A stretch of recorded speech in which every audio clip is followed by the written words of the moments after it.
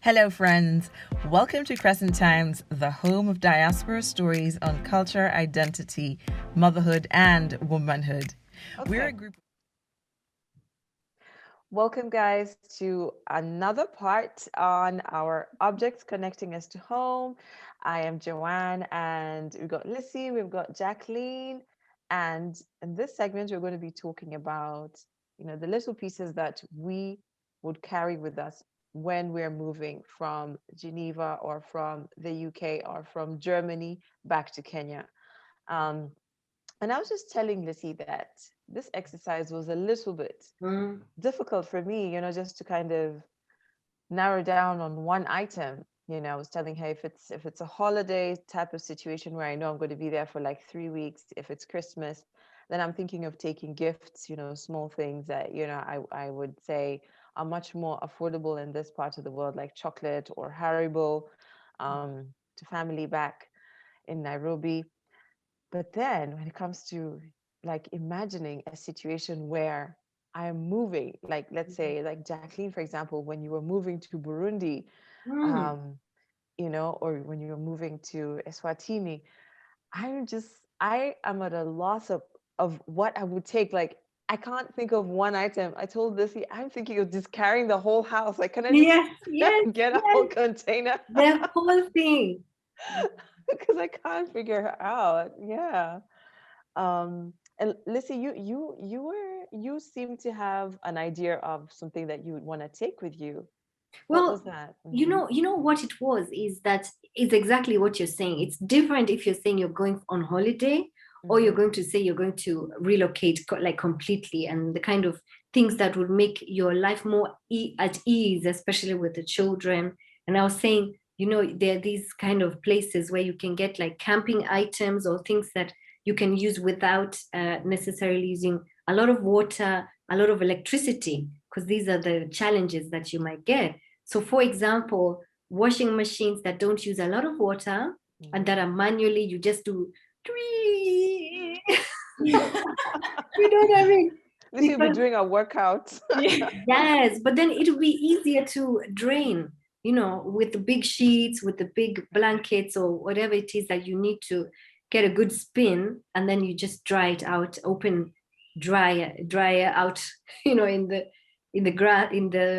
outside sun. But to carry one item, to be honest, I found it this was a very difficult exercise for me to think of, what would I carry from here? Because it's also not even like Germany.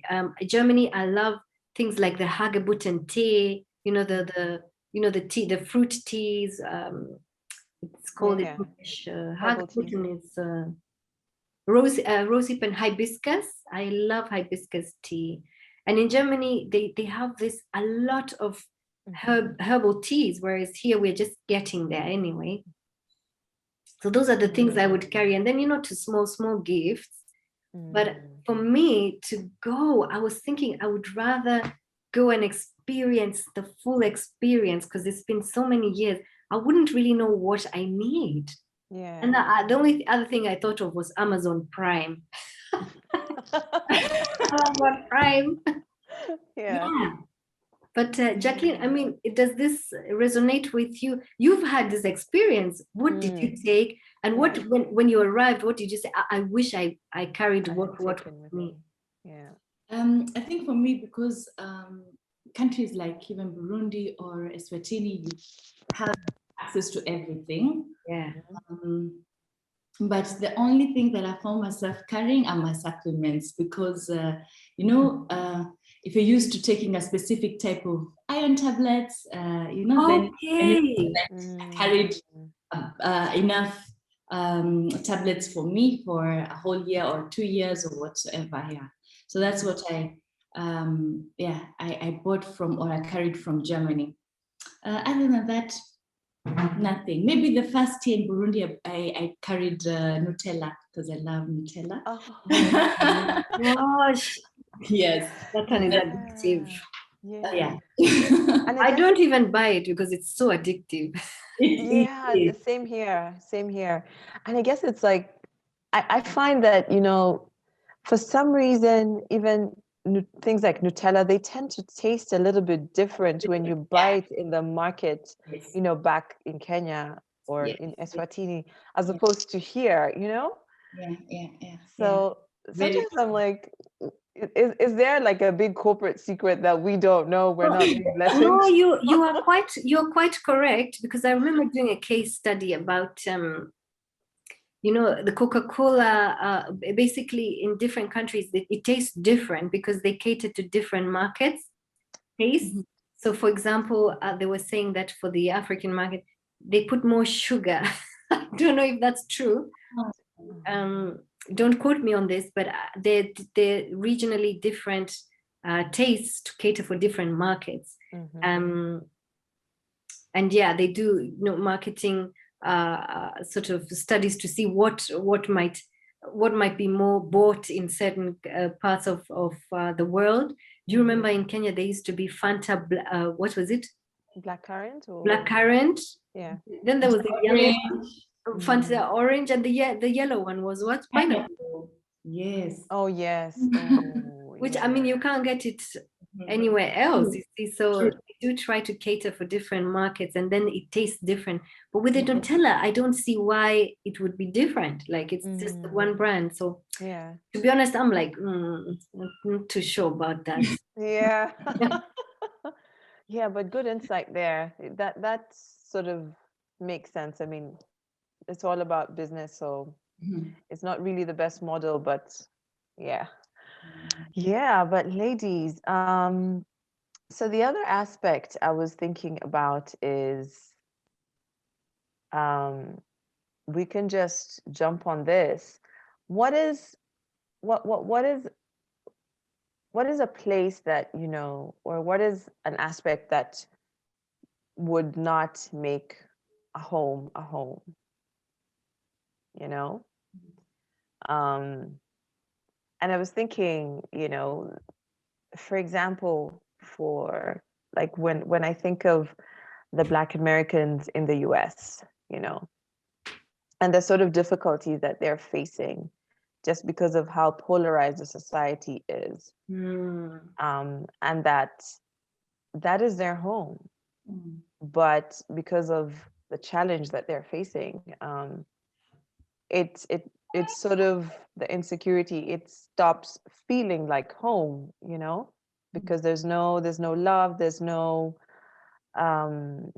you feel very disconnected from you feel very disconnected from your government, or from, hey Amara. Yeah, you feel very disconnected from, you know, from the way that you deserve, or from the way that your country has to treat you and relate with you as a citizen. And I was just asking myself, even as a Kenyan, you know, sometimes the kind of things that the government would do, they make you feel like, Kenya, I want more from you. Like, make this, you know, the place that, you know, I just want to be. I want to feel loved. I want to feel like this is home, you know? Yeah. What And do you uh-huh. I think for me it starts when you the first conversation you have with the migration officers right at the airport. You know, when you show your passport and they'll be like, oh, so you're a Kenyan but not a Kenyan. You know, you just feel like, man, I'm Kenyan. I'm still Kenyan, even if, you know, I for some reason I have another passport or whatever. You're still Kenyan, and I wouldn't want a passport to give them the right to put me in a specific box, you know. And it's, for me, it starts there.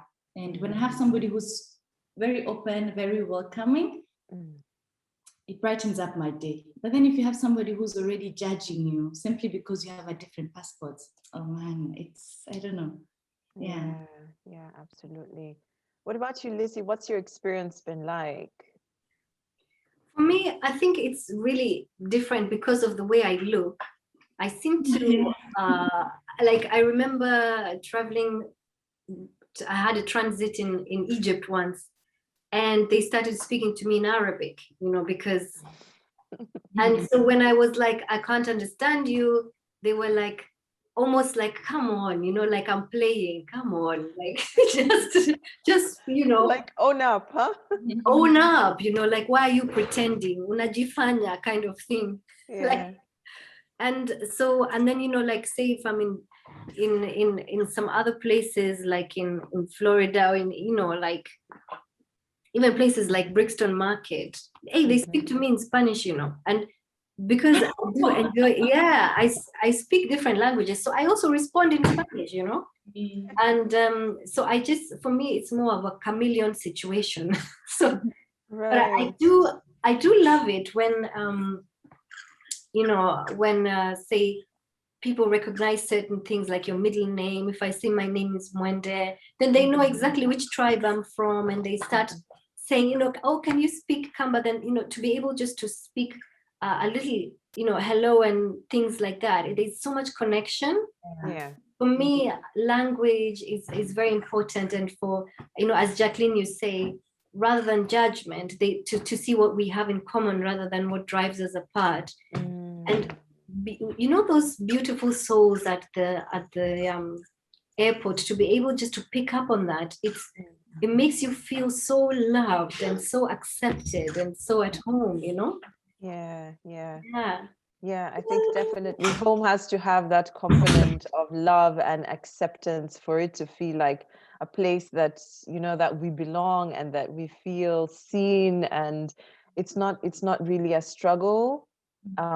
Even though most of the time it seems to be, hi, Zara. Even though most of the time it feels like, it becomes a bit of a mix of both, but we definitely, it definitely feels safer when it's more of the love and the acceptance and the lack of judgment as opposed to the other. Yeah. So yeah, with that, ladies, I think we're going to wrap it up today. And we're going to wrap up this discussion on home. And we look forward to hearing from you, our community, to, just getting your insights on what you think makes home or what connects you to your home. It would be lovely to hear from you. And yeah, we are happy to answer any questions, even on this discussion that we've been having. So thank you very much for being with us. Until next time. Till next time. Bye. Bye-bye. We invite you to join us in sharing stories and finding new paths to thrive in our spaces in the diaspora.